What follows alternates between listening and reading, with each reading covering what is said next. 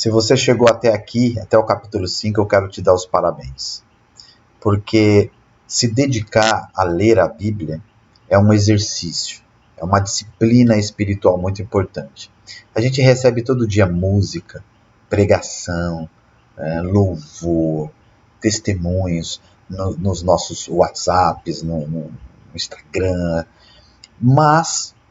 e tudo isso faz com que a gente vá diminuindo a prática de ler o texto, de ler a Bíblia. E se você chegou aqui eu quero te encorajar a prosseguir, porque o caminho vai ser ainda mais excelente. Vamos lá? Vamos continuar a leitura aqui de João, capítulo 5? Vamos lá. Algum tempo depois, Jesus subiu a Jerusalém para uma festa dos judeus. Rapidinho aqui. Existem 3 grandes festas dos judeus. A Páscoa, que comemora a saída do povo judeu do Egito. A festa do Pentecostes, também conhecido como Festa das Semanas, né? Que comemora quando Deus deu a lei a Moisés.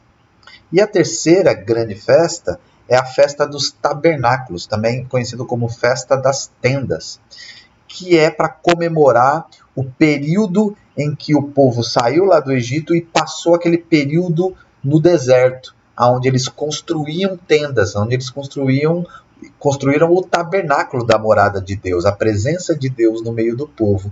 Não era no templo, porque eles ainda não estavam em Israel, eles estavam atravessando o deserto, então eles construíam as tendas, pegavam o tabernáculo, construíam, adoravam a Deus, depois desmontava tudo, ia para outro lugar, montava de novo, depois desmontava, ia, montava de novo, e essa festa dos tabernáculos é para comemorar essa passagem. Pois bem, a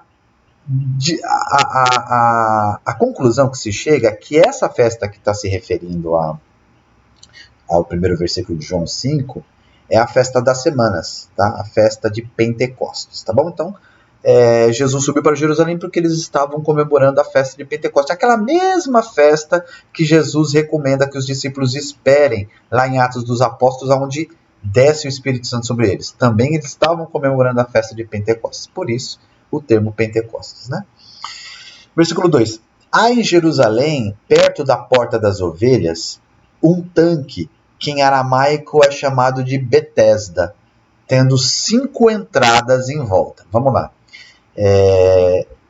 Em Jerusalém, naquela época, era cercado de uma grande muralha para proteção. E essas muralhas, elas tinham portas gigantescas. E cada porta tinha um nome e um significado. Essa porta era chamada Porta das Ovelhas. Era uma grande porta, uma grande entrada para a cidade de Jerusalém, aonde as pessoas que estavam chegando à cidade entravam com os animais para serem sacrificados, né, no templo. Por isso que era a Porta das Ovelhas. As pessoas com os animais para sacrifícios passavam ali. E estava dizendo que tem um tanque. O que é esse tanque? É natural para o judeu fazer cerimônias de purificação. Lembra lá do milagre de Jesus transformando água em vinho, que eles tinham talhas para purificação? Pois bem, os judeus têm muito essa ritualística de fazer purificação. Por isso que era muito comum ver espalhados dentro de Jerusalém lugares para purificação, tanques de água onde as pessoas se purificavam antes de entrar na cidade santa, tá bom? E aí é desse tanque de purificação, de um desses lugares onde tem o tanque de purificação que está falando aqui. Versículo 3. Ali costumava ficar grande número de pessoas doentes e inválidas, cegos, mancos e paralíticos. Eles esperavam um movimento das águas. De vez em quando, descia um anjo do Senhor e agitava as águas. O primeiro que entrasse no tanque, depois de agitadas as águas, era curado de qualquer doença que tivesse. Então existia ali uma história, né, que dizia que, vez em quando, um anjo passava naquele lugar e tocava na água de um daqueles tanques. E a primeira pessoa que entrasse na água depois que o anjo tocasse era curado de qualquer mal. Então as famílias, como não tinham recurso, pegavam os seus doentes e deixavam lá. E eles passavam semanas e semanas e semanas até que um anjo tocasse e uma pessoa só era curada.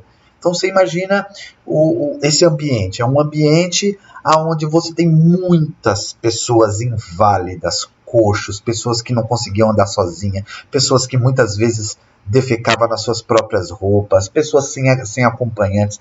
Era realmente uma situação muito difícil, porque as famílias acabavam abandonando os seus doentes naquele lugar esperando o milagre. Versículo 5. Um dos que estavam ali era paralítico fazia 38 anos, ou seja, 38 anos que o homem não conseguia andar. Quando ouviu deitado e soube que ele vivia naquele estado durante tanto tempo, Jesus lhe perguntou: você quer ser curado? É quase que uma brincadeira de Jesus, não parece brincadeira? O homem está ali, naquela situação, e Jesus chega para o homem e fala assim: você quer ser curado? Não parece que Jesus está brincando, mas na verdade ele não está brincando não. Disse o paralítico: Senhor, eu não tenho ninguém que me ajude a entrar no tanque quando a água é agitada. Enquanto eu estou tentando entrar, outro chega antes de mim. Imagina, irmãos, aquele tanque cercado de tanta gente, um homem paralítico, sem conseguir se mover. Ele vê o anjo toca, ele assiste, tenta se movimentar, mas é óbvio que alguém vai chegar na frente dele e pula no tanque antes dele. Né? É inumano, não tem como ele de fato entrar antes. E essa é a queixa dele. Eu tenho assistido um monte de gente ser curada, mas eu não tenho condições de ser curado. Então Jesus lhe disse: levanta-te, pega a tua maca e ande. Imediatamente o homem ficou curado. Pegou a maca e começou a andar. Isso aconteceu num sábado. E por esta razão, os judeus disseram ao homem que havia sido curado: hoje é sábado, não lhe é permitido carregar a maca. Vamos lembrar que ao povo judeu é proibido fazer qualquer esforço num sábado. Isso era um pecado muito notado pela comunidade. Tá? Eles não perdoavam isso. Fazer alguma coisa no sábado era ultrajar Deus. Então veja, os homens viram aquele homem que foi curado, e ao invés de eles se alegrarem com o homem que foi curado, eles estavam preocupados porque ele estava carregando uma maca no sábado. Mas, versículo 11, mas ele respondeu: o homem que me curou me disse: pega a sua maca e ande. E então lhe perguntaram: quem é esse homem que lhe manda pegar a maca e andar? O homem que fora curado não tinha ideia de quem era ele, pois Jesus havia desaparecido no meio da multidão. Mais tarde, Jesus o encontrou no templo e disse: olha, você está curado. Parece de novo uma piada de Jesus, não parece? Jesus sabia que o homem estava curado. E aí Jesus encontra ele e fala assim: olha, estou vendo que você já está curado. Não volte a pecar, para que algo pior não lhe aconteça. Interessantíssimo isso de Jesus, essa abordagem de Jesus, né? Olha, veja que você está curado. É óbvio que ele sabia disso, né? O homem foi contar aos judeus que fora Jesus quem o tinha curado. Então os judeus passaram a perseguir Jesus, porque ele estava fazendo coisas no sábado. O religioso é sempre assim. O religioso, ele não se importa com o bem, ele não se importa com a felicidade, ele não se importa com a benfeitoria. O que ele se importa é com a regra. Se a regra está sendo observada ou não. Todo religioso de qualquer religião é assim. Você se preocupa mais com a regra ou com a vida? Deixa essa pergunta para você aí. Disse-lhe Jesus: meu pai continua trabalhando até agora, e eu também estou trabalhando. Por essa razão, os judeus ainda mais queriam matá-lo. Olha só. Pois não somente estava violando o sábado, mas também estava até mesmo dizendo que Deus era seu próprio Pai, igualando-se a Deus. Jesus lhes deu esta resposta: eu lhes digo verdadeiramente que o filho não pode fazer nada de si mesmo. Só pode fazer o que vê o pai fazer. Porque o que o pai faz, o filho também faz. Pois o pai ama o filho e lhe mostra tudo o que faz. Sim, para admiração de vocês, ele lhe mostrará obras ainda maiores do que estas. Pois, da mesma forma que o pai ressuscita os mortos e lhes dá vida, o Filho do Homem dá vida a quem ele quer dar. Veja bem, a quem ele quer dar. Soberania de Deus. Deus é soberano. Se ele quer, ele quer. Se ele não quer, ele não quer. E nós apenas aceitamos isso de bom grado, porque ele é bom. Além disso, o Pai a ninguém julga, mas confiou todo o julgamento ao Filho, para que todos que honrem o Filho como honram o Pai. Aquele que não honra o Filho também não honra o Pai que o enviou. Eu lhes asseguro, quem ouve a minha palavra e crê naquele que me enviou, tem a vida eterna e não será condenado, mas já passou da morte para a vida. Você vê a confusão que a gente faz, irmãos, quando a gente fica preocupado, mas e no julgamento? Como é que Deus vai julgar? Irmãos, quem crê já herdou a vida eterna. Já tem a vida eterna, não será condenado. Acabou. Eu lhes afirmo que está chegando a hora, e já chegou, em que os mortos ouvirão a voz do Filho de Deus, e aqueles que ouvirem, viverão. Fato, né? Jesus ressuscita Lázaro desse jeito, não foi? Pois é. Pois da mesma forma como o Pai tem a vida em si mesmo, ele concedeu ao Filho ter a vida em si mesmo. E lhe deu autoridade para julgar, porque é Filho do homem. Não fiquem admirados com isto, pois está chegando a hora em que todos os que estiverem nos túmulos ouvirão a sua voz. E sairão, e os que fizeram o bem ressuscitarão para a vida, e os que fizeram o mal ressuscitarão para serem condenados. Veja que aqui agora tem uma mistura muito grande, irmãos. Por quê? Porque, não sei se vocês lembram de uma passagem que depois que Jesus morre, foram vistos muitas covas abertas na cidade e muitas pessoas que estavam mortas andando na cidade. Já ouviram falar isso? Ótimo, se vocês não ouviram, continua lendo com a gente que nós vamos chegar lá, para vocês verem que de fato isso aconteceu ainda quando Jesus estava aqui, né?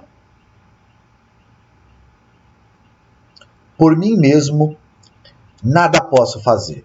Eu julgo apenas conforme ouço, e o meu julgamento é justo, pois não procuro agradar a mim mesmo, mas aquele que me enviou. Se testifico acerca de mim mesmo, o meu testemunho não é válido.